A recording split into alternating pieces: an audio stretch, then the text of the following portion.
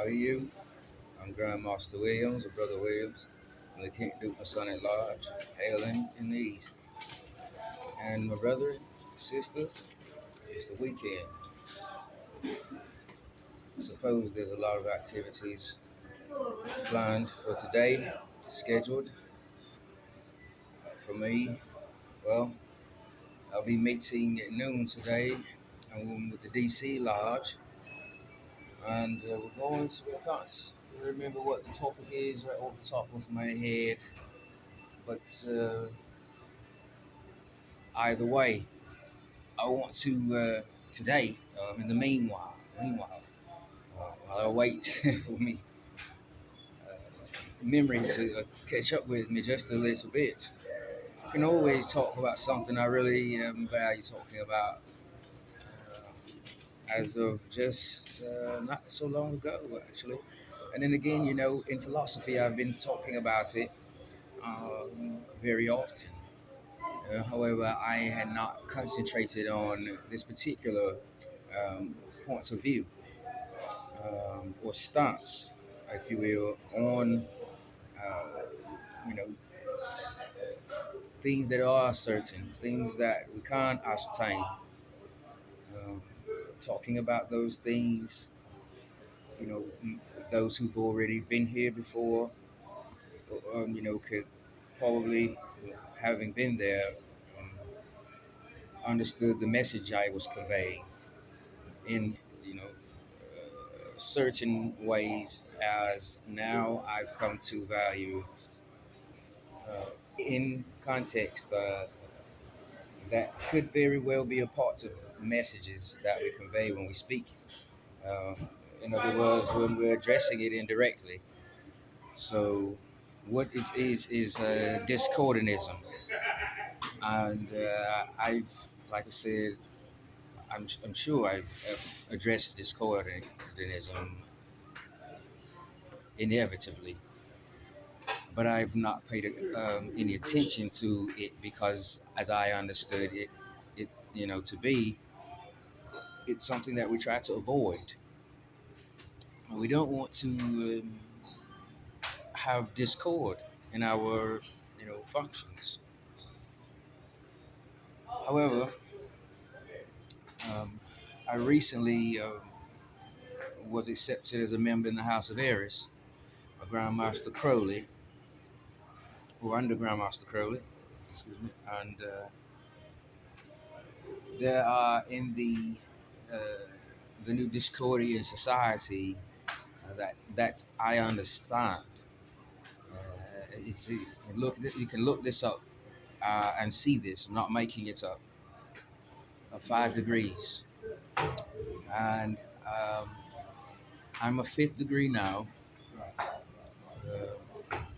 and the fifth degree is the Holy Discordian Pope.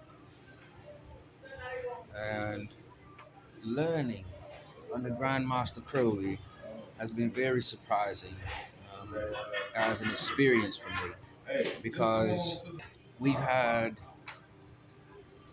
a lot of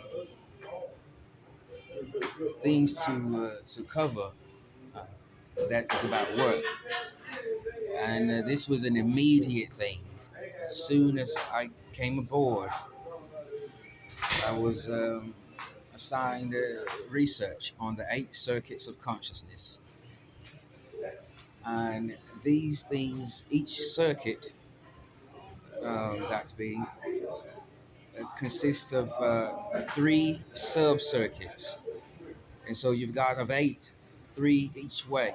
For each one, there's 3 components, if you will, to that one circuit of consciousness. And so imagine, I mean, it's not really a need for your imagination. It's truly arithmetic. Of 8 circuits, 3 sub-circuits for each one, that leaves 24 circuits in all to look into.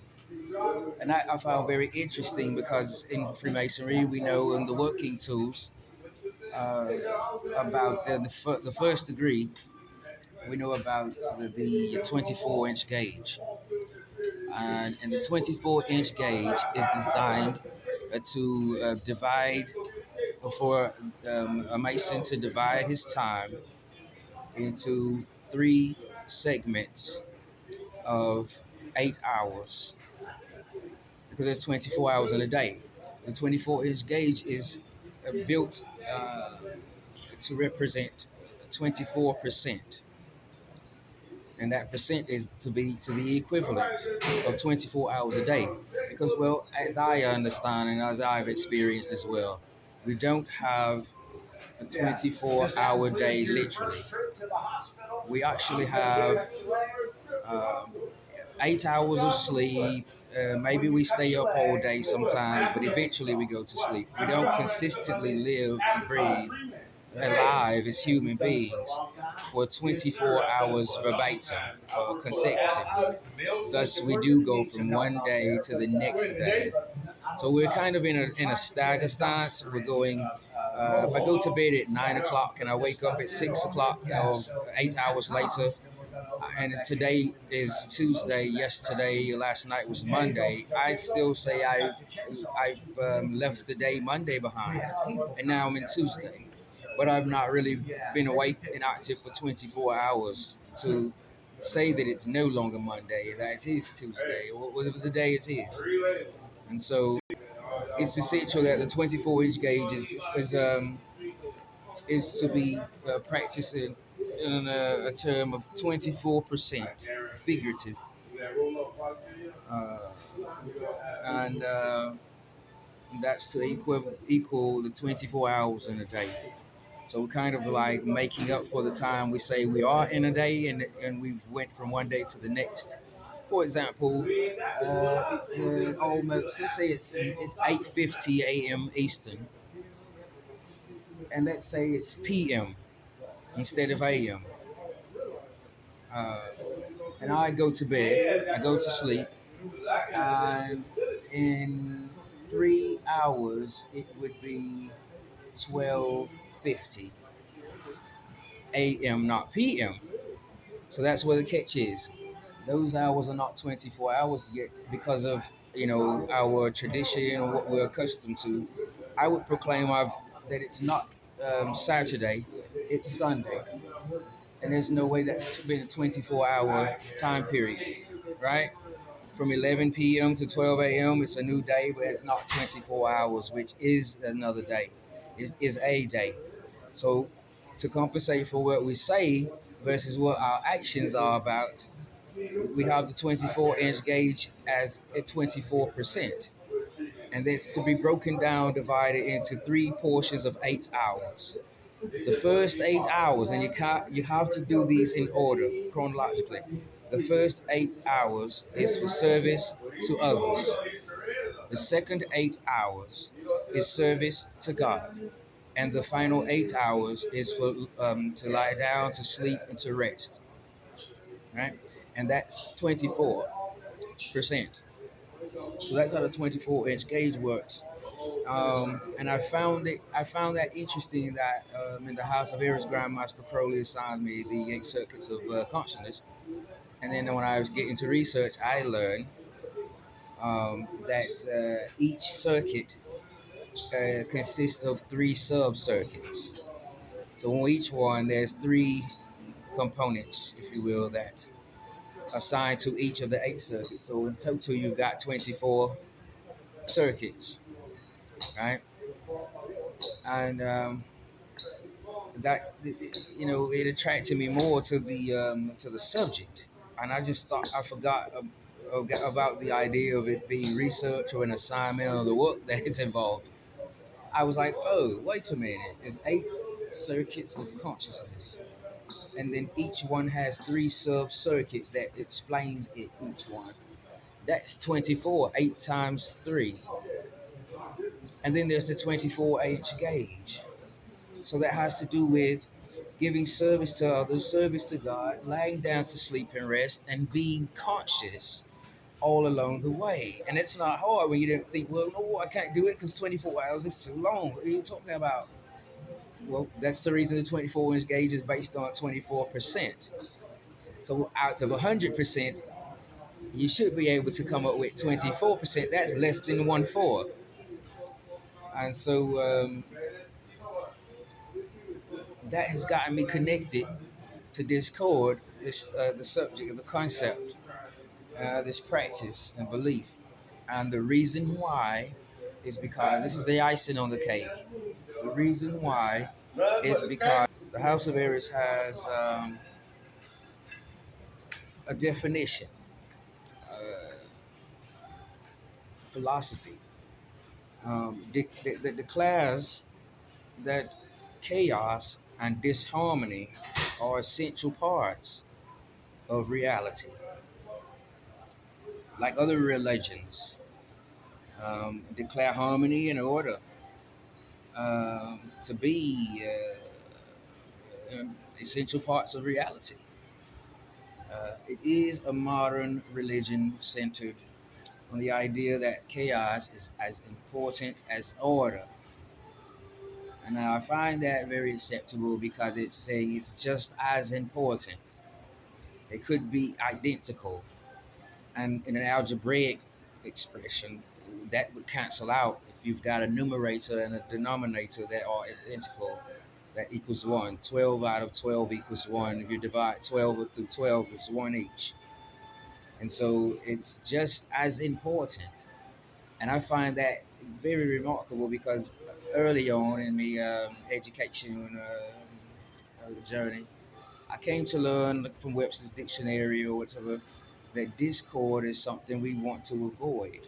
We don't want discord because it's chaotic, right? We want things organized and in harmony, peaceful, um, you know, ways,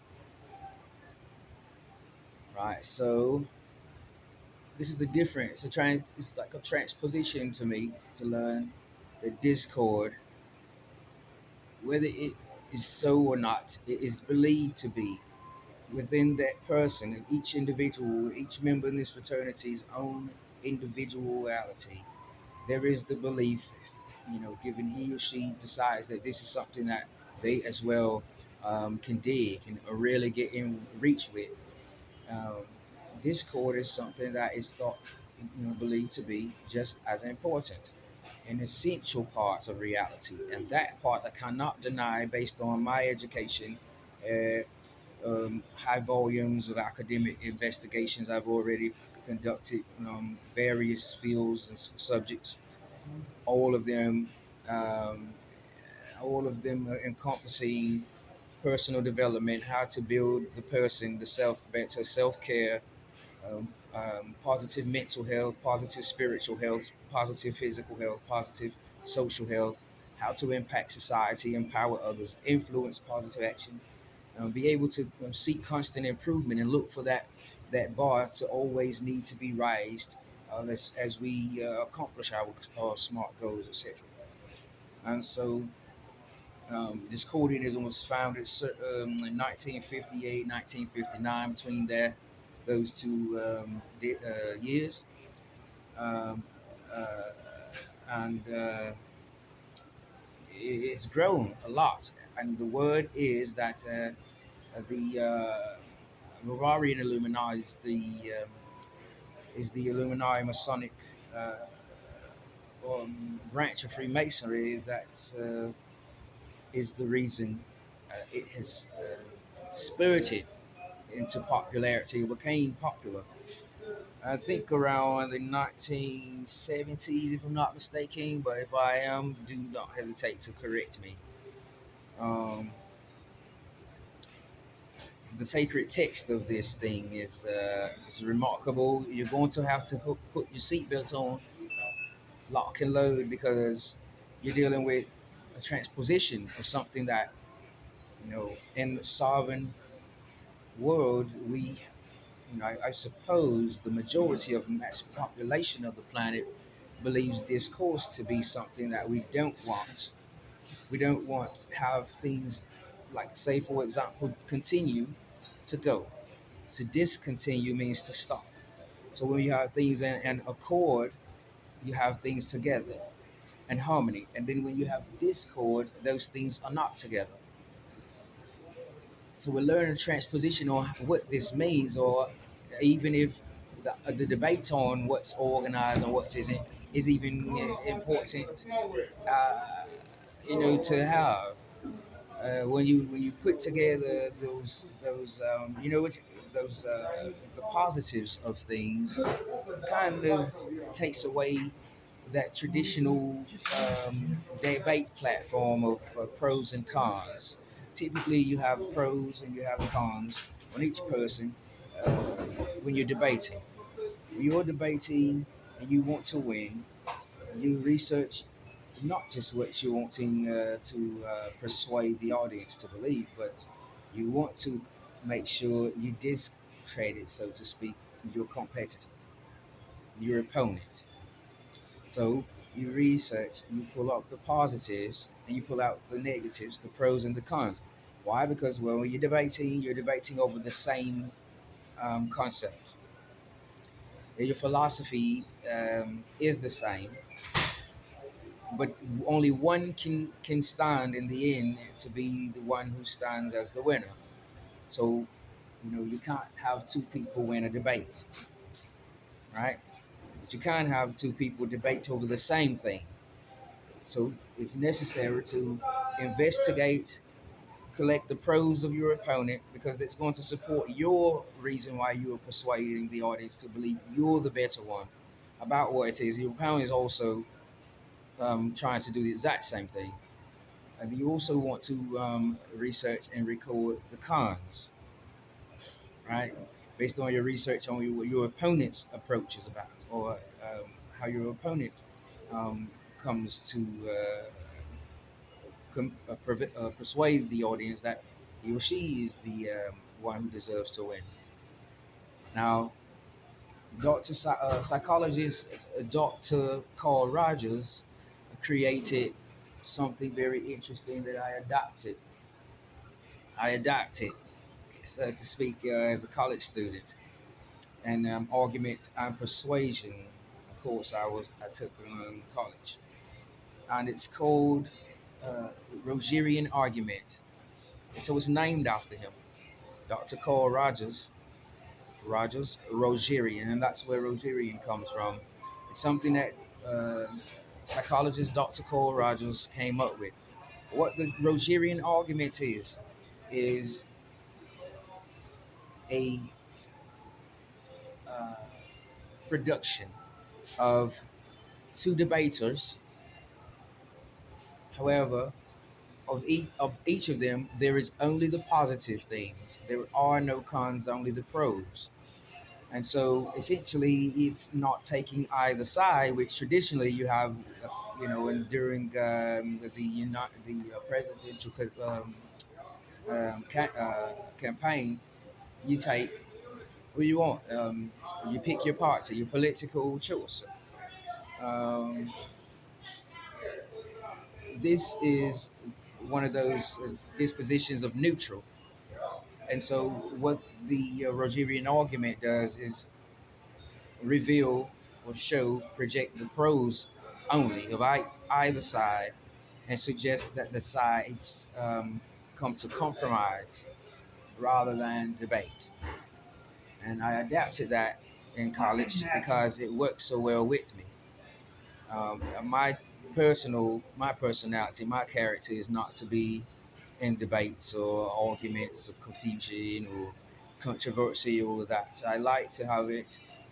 I like to see results instead of the long road around it. Who is best? I like for those who know they're best to not necessarily think there's only one avenue to take in order to be that way. Rather, find your own way, search through all avenues that you can possibly imagine to come to where it is you want to see yourself, where you like to be. And so, in the event or the fire of a debate, I tend to lean towards the Rogerian argument because I get to say, well, there's pros about this one, and there's pros about this one, and there are no cons, right? Rather, this one and this one should compromise based on the pros that they have, the things that are similar, their perspective or their stances are similar. So they would be better off compromising, right? Uh, So it's not your divide and conquer um, schema, the Rogerian argument. Anywho, that's kind of the foundation of my keep in this study under Grandmaster Crowley, as I explore a very new vision about Discord.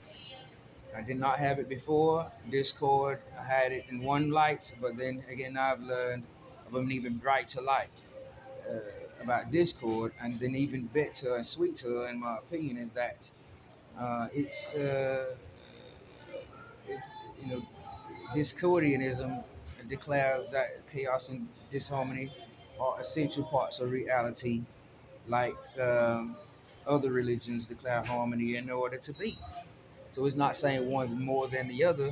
It's saying that it is just as important, and that's a lot. That's really interesting to know that discord, it is just as important as order and or harmony. You know, the study is very deep. I love it, and I'm excited about it.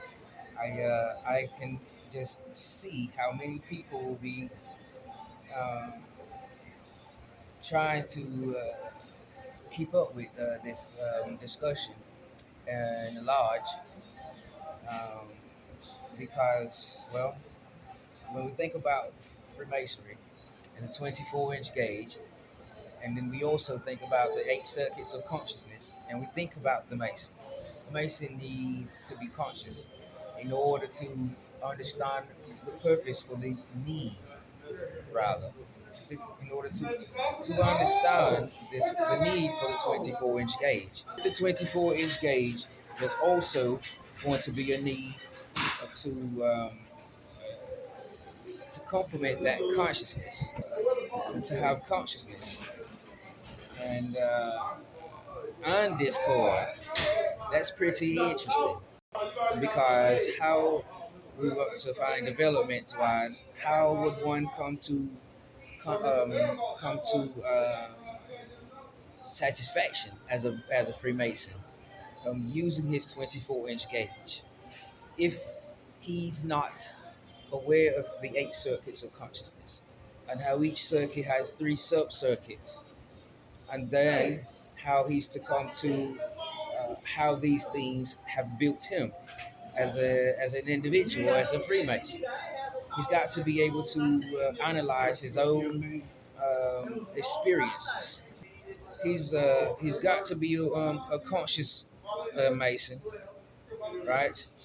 And when he is conscious and he's using his 24-inch gauge, his working tools, the first degree, then he's going to be able to appreciate discord as it is in the House of Eris, as just as an essential part of reality, right? Just as important, right, as order and harmony are said to be. When we think of harmony, nobody has a complaint. We think of order, everybody's the one. We think of chaos, people don't get that possessive. Nobody's that responsible. We think about disharmony, people start, to fade away. And so we want to learn how to, people are going on the way that we're taught. People are going on hearsay. People are going on word of mouth much of the time as to what they psychologically process to accept or to reject. They complain whenever they think or hear those, something's disorganized, it's disharmony, or it's just chaotic. They've not investigated based on the knowledge of what those words mean. They turn those things away.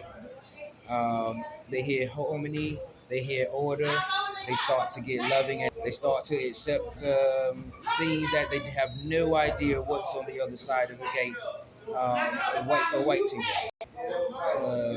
The foundation of the Principia Discordia is going to give you a lot of insight in on psychology, if that's something that you're interested in on sociology, if that's something that you're interested in on ethics, in on logic or epistemology, also metaphysics. Now, I have a doctor in metaphysics degree. I'm a metaphysician, and it deals a lot with reality, possibility, and chance and things like that. Deals with the after of physics. Yeah. So, ironically, the meta is the prefix to physics. However, the meaning of metaphysics, the word is after physics. So, you might want to imagine meta being the suffix. It be placed after the word physics, rather, it is placed before the word physics. Thus, we have the word metaphysics and the field of metaphysics, which I have a doctoral PhD in. So you're going to want to understand whether it be in this fraternity or whether it be in this house or another house in the fraternity or somewhere else altogether. You're going to want, though, in life to understand a deeper level of things you've learned in the past. Why? Because these things are going to help you understand better what you experience as you age.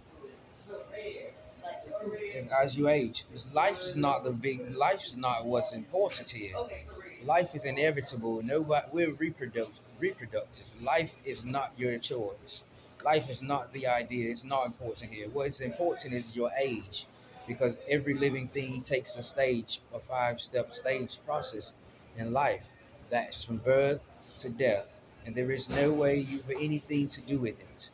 You've only to make use and make reason and sense of your time, so that whatever it means to you remains, the way you really do want it. But life's not the life that's ridiculous. Don't be silly. Let's be. You've got to be serious. You've got to be scholar. You've got to be intellectual. You've got to be conscientious. You've got to be cogent. You've got to be cognitive. You've got to be awake. You've got to be alive. And you've got to be honest with yourself. You've got to have integrity.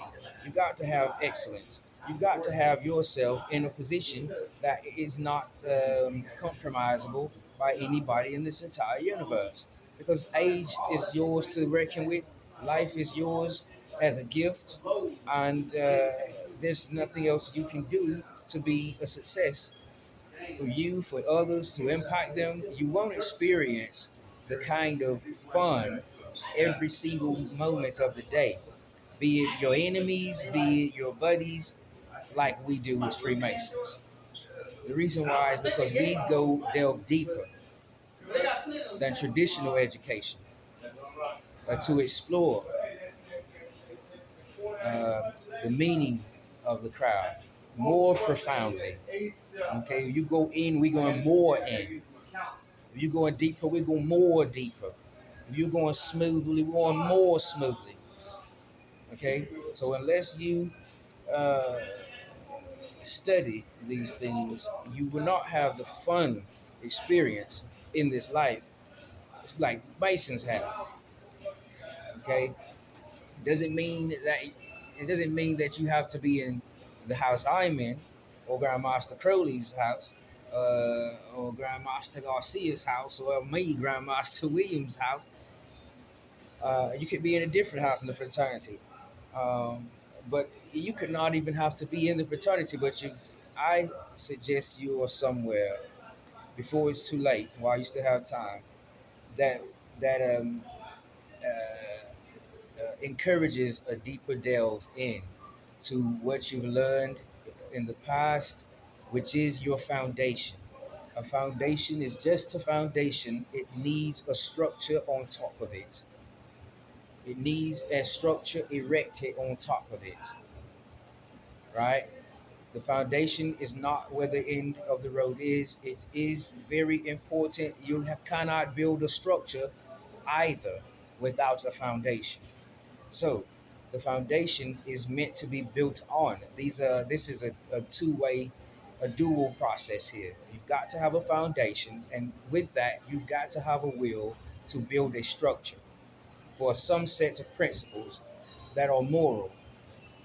If you expect to be mentally healthy, socially healthy, spiritually healthy, and physically healthy, so you can navigate your own slide, your own way, your own phis, your own betas, your own gammas, your own thetas, your own kappas, your own omegas. You can understand. And so, not long ago, just here recently, Grandmaster Crowley opened the opportunity to me to become to manage the Discordian Illuminati, and I accepted the invitation. I'm now a manager, and so the big key for me here in front of you today is to introduce myself, not only as a grandmaster or a master mason or grandmaster patron or anything, but not just as a brother, but as the manager. And I want to because before I was given the opportunity, I was given the assignment to study the eight circuits of consciousness.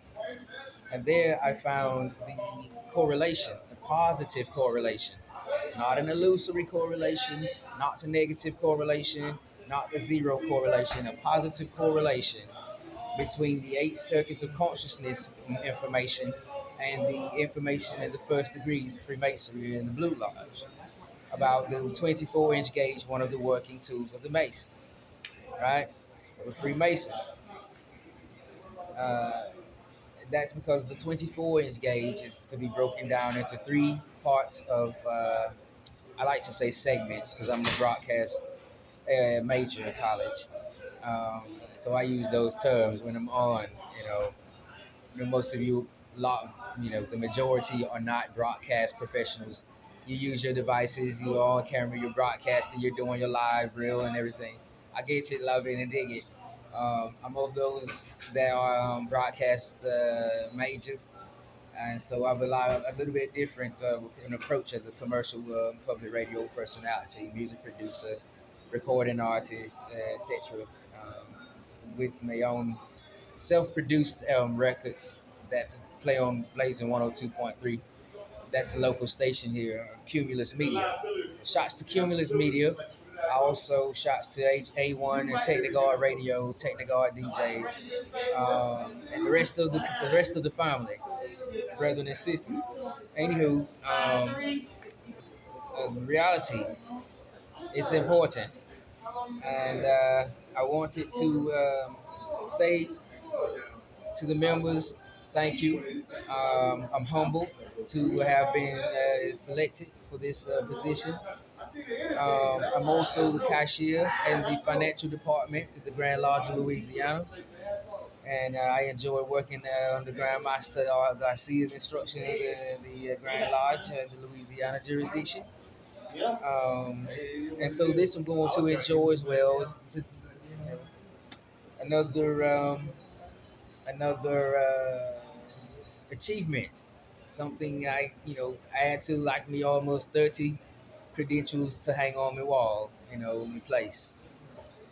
Um, so yeah, I wanted to open up, the floor and to say, hey, feel very welcome to um, you know add to the content that is respectful to others and ourselves, and that you know is the same thing that Grandmaster Crowley, you know, is expecting. And with that being said, I'm not going to try and change the society, change the rules or the way in which we do things, change the ritual or anything like that to assembly, right? The student type. I'm going to remain, coattailing Grandmaster Crowley. Um, is this okay? Or what does this look like? How should I do this? Can you help me do this? Can you help me do that? And some of us, we get into positions and then we try to um, take ownership over the entire board. And I'm not that type. I always am a shadow first. Typically, a shadow is who ends up in a position, right? Someone who's already following the footsteps and can can have a torch passed to him or her in the first place. Someone who's already got the momentum, right? So that when you're running and you pass the torch, that person knows, the basics, the foundation is there, and the structure works out a lot better. So, yes, there's a need for me to do this, and that's the new understanding I have come to accept about the word and the concept, the idea, and the reality of discord. Very interesting. I really, really like that. And again, thank you, Grandmaster Crowley. Hail Eris, and we're going to look forward to how everybody, contributes to the society, uh, to um, to shape reality. For those who are just who want to learn more about this fraternity, um, hope to grow together, understand and learn more about how each of us goes about shaping reality, how it impacts others, and things like that. You know, I like the things that are going on in the society, and it is a phenomenal, uh, you know, reach for me in to the reality of consciousness, spiritual ecstasy, how to again understand the impact on the reality of nature and the individual relations, and how these things encourage imagination. They don't suggest imagination something perverted or perversion, or something that is inappropriate, etc. We learn to how to put them into the correct or appropriate context when we speak. A lot of the times, it's not what we say; it's the choice of words we're using. It's not the message at all. It's the choice of words we use when we're not truly um, that we're not that proficient with that one word in its entire box of philosophy. We've not we've only remembered how we use it in a sentence, so it's sub supported by other important words. And so much of the time, when we have chaos or disagreement, complexities, it's a simple thing, but the important thing is that an individual is the way to rectify those types of situations. You never know how many times you're going to experience it because you don't have telepathy ability. Uh, so, you know, as you go along your journey, you come upon it and encounter it over and over again. And you want to wonder, why do I keep encountering this? This is not the same person. Last week this happened. The same kind of a situation occurred. And then this week it's occurring again. And then this week, the next week, is it going to occur again? Right? That's because you're in a bubble and you're still meeting different people. You don't want to live that way. You want a new experience with each person because that is reality. And unless you're aware of the reality of consciousness, you're not going to be in touch with real reality. You may very well be in actuality, but you are not going to be in reality. And that's unfortunate. We don't want that, right? For anyone, any human being on the face of the entire planet, in this universe, for any living thing, right? That needs food essentially to grow, which is humans, plants, and animals. Each need food essentially to grow. And so I think family is going to play a big part in this. Why is family going to play a big part in this, Grandmaster? The reason family is going to play a big part in this, for me, why I'm speaking family, because let me make a disclaimer: this isn't this is not a representation of Freemasonry or any Freemason. Okay, this is my personal opinion. This is based on my research that I conduct, my style of research and study, my own little vibe that I get into to get comfortable with uh, traveling and philosophy, speculative masonry, um, family. I'm a 32nd degree Scottish Rite Mason. I am a Hella Shriner, the ancient Arabic order of the Nobles of the Mystic Shrine, Texas jurisdiction, Dallas. Family is something very big for Shriners worldwide, more in Freemasonry than any other appended body I'm aware of. Um, you know, we talk about controversy, debating, etc. In Shriners, uh, our the Shriners on the level are most influential on coordinating events, things that have to do with, as well, mind you, is encouraging each noble to include your family in on what we are learning in Freemasonry, right? Rather than leave your family out. And that's a big difference. And I don't know a body that is more influential than the Shriners doing this. Okay, not that other bodies don't do it, because it is in the it is in the expectation, of Freemasons.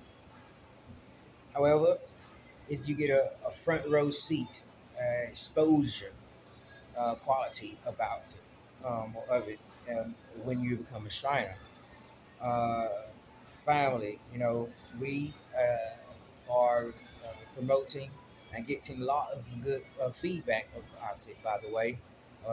Social media, in the community, in person, on the kids' golf tournament, nothing controversial. Barbecues, nothing controversial. What else? Shooting range, fun for those who have license to carry firearms and or as well agree to not bring the firearm loaded. Wait until after register in the events and on the range to load your firearm, etc.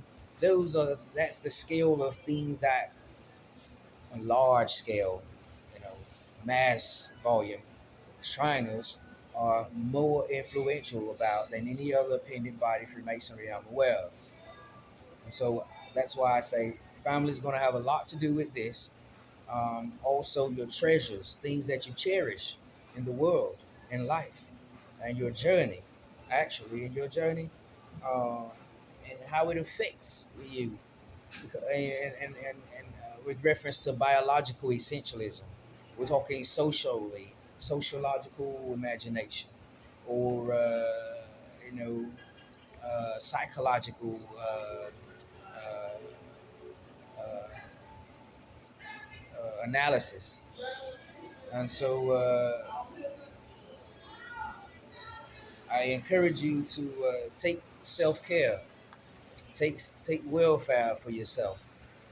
Make sure you are not running your own self down in the mud just to impress somebody, just to try to perpetuate that you're able to do something for people that you're not doing for yourself. There's a golden rule in the professional marketplace floor that I'm quite familiar with uh, over my employment history. Obviously, in my opinion, with some of the greatest supervisors and managers, shift leaders you could have met or meet. And that is, um, this is when I became a supervisor. Once upon a time, on one job I had, never ask of your employees to do what you yourself aren't willing to do. You don't ask people to do things that you won't do. And essentially, this means you, as the leader, should do these things first and know about those things before you request this of someone else, right? So, this is how to be a good supervisor, how to set a good example of moral or work ethic, rather, not moral, but work ethic. You've got to do more than tote the book around, hold the pad, and give orders. You've got to be an example. You lead by setting an example. And so I encourage you to engage yourself in the eight circuits of consciousness. Look it up, research it, get into it, learn how you shape reality, and let that be your position from which you are a leader in any capacity. Otherwise, you're going to be working your way uphill. And as a person, you should already be on top of the hill, deciding which way you rather go, downhill. But definitely, you're never trying to decide to go up because well, the God has already created us. You've no choice in the matter. Everybody's someone. You are somebody. So you can't make this, agenda of tearing yourself down and becoming a nobody. In my opinion, that's not one of the choices. You can embarrass your family, embarrass your friends, embarrass those who support you, those who look up to you and care about you, until you learn the lesson. And you've got from birth to death to do that, and there's no say in the matter. So, uh, I encourage you to look into these things, get into self-efficacy, um, uh, mental health, social health, spiritual health, physical health, and then focus on how to impact others, and then seek constant improvement. You understand that Freemasonry, we make good men better. So none of us are coming into Freemasonry and thinking, that everything is done. We've all got something to do. Now, again, this is since the golden age, which I learned in media studies, um, in my for my certification in the media studies um, program. That the golden age began in 1950. Transition was happening as far as news and how we get news around, what we feed or subscribe to. Lots of it went sky high from newspaper to radio and then to television. And in the golden age, um, women got some recognition. This is where soap operas came from, the golden age. This is about making companies starting to produce commercials about dish detergent, about laundry detergent. You get those commercials about Joy, dish detergent, or Dawn. It gets grease out of the way, or something like the slogan. But on one hand, that's there, and then on the other hand, someone might ask, "What's the purpose for a commercial? It's talking about washing dishes, right?" Well, here's the purpose for it: it's to recognize the changes that society uh, uh, uh, it mobilizes for itself. It's evolving in a nutshell, and women once upon a time were just in the home working. They were not laborers out in the field. Men were. And so essentially, the man would be the one to go out of the home and work and bring the income into the home as the head of the household. And the woman would have been home with the children, for example, all alone, washing dishes, doing laundry, dusting, or whatever. And as time started to change and things that we have accepted in society are known as mores. things we value, customs, a manner. Television started to show commercials of companies that started to put on um, that lifestyle, if you will, a spotlight that said to me, in my opinion, my understanding, we don't want to disclude the woman and what she's doing.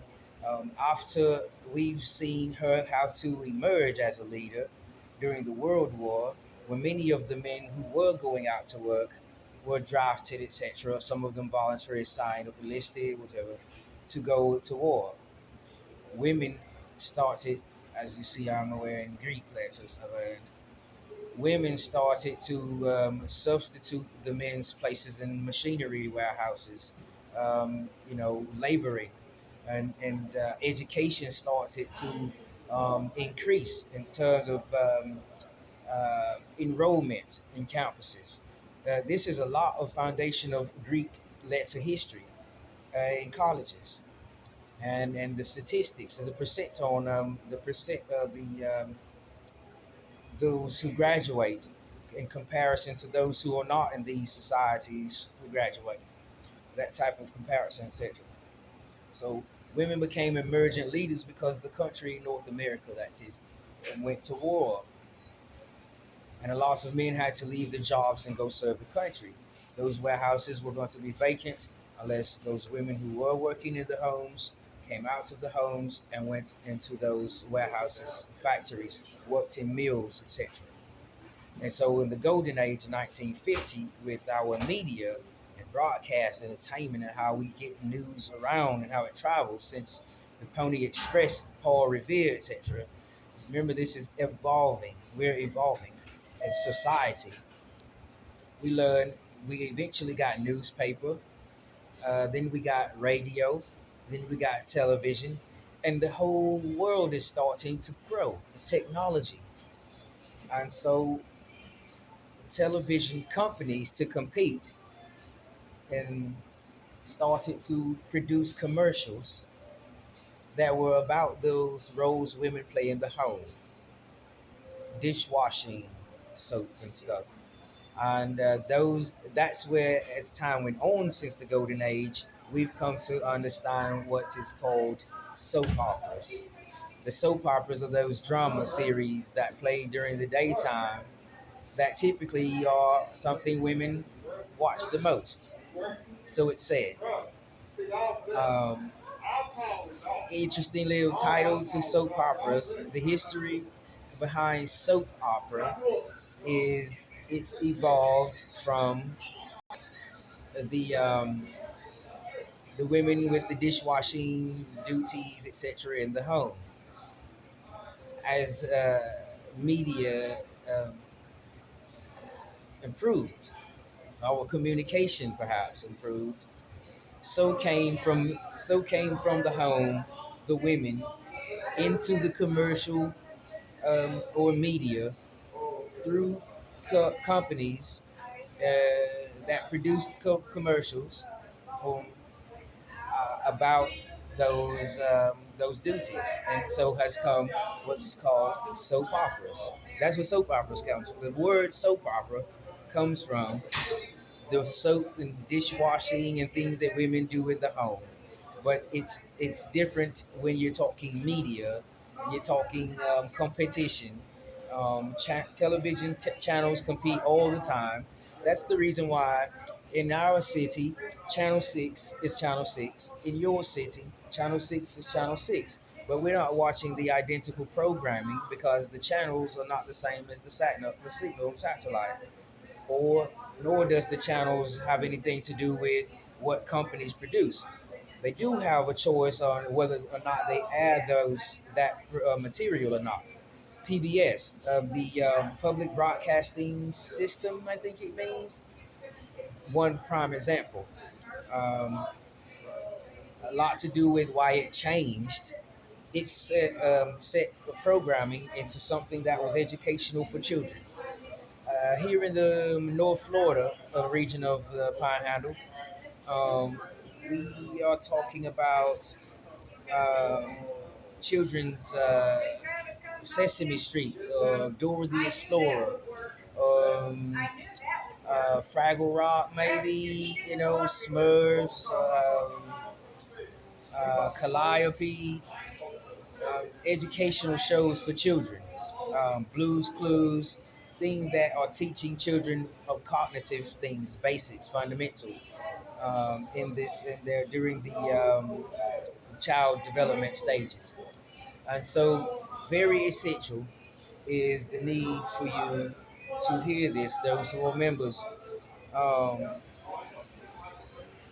and, I encourage you to do very well in your journey. Again, I thank Grandmaster Crowley for this opportunity. I'm also going to help Grandmaster Crowley is going to, you know, uh, stick around so I can coattail, if you will. And I'm not talking plagiarism or again not taking credit of others as my own or anything like that. But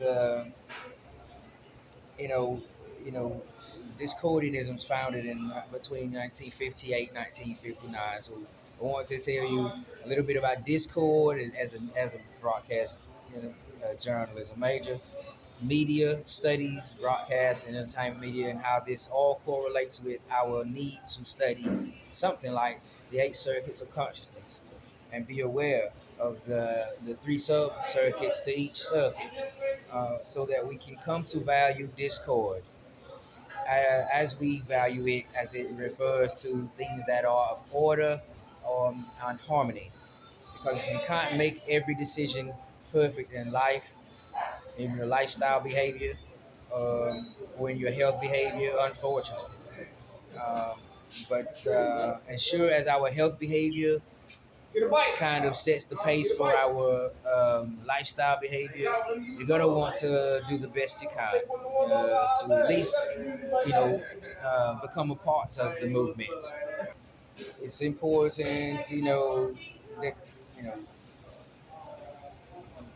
that time period is something we're going to encompass in this society in philosophy with the limitless subject perspective um, takes that we could expect in Grandmaster Crowley, if you ask me. So I'm just going to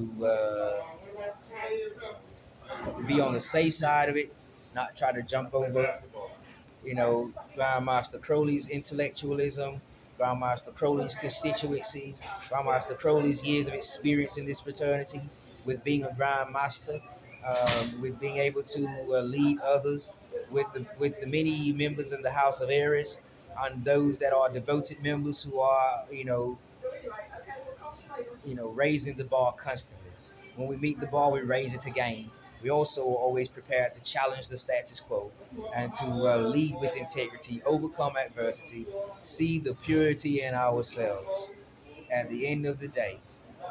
So, whether you're a first degree, a second degree, a third degree, a fourth degree, a fifth degree in the House of Eris, I congratulate you and commend you each. Um, I also am going to leave a lot of what I would like to get into, like the ancient Greeks, chaos worship, or anarchism, for a different time, a better time, so to speak. No pun intended. But I'm not going to put all eggs in one basket. I'm going to as well keep my eyes and my ears open for more entertaining and exciting experiences that others are very anxious to share and energetically so eager as well to share. And, you know, uh, hope to see you throughout the society. And hey, and I hope you enjoy this journey with me as a manager of the society. And I'm Brother Williams, PhD, Doctor of Metaphysics. Again, Hail Eris. We meet upon the level of equality, act by the plumb of uprightness, and part upon the square of virtues. So must it be.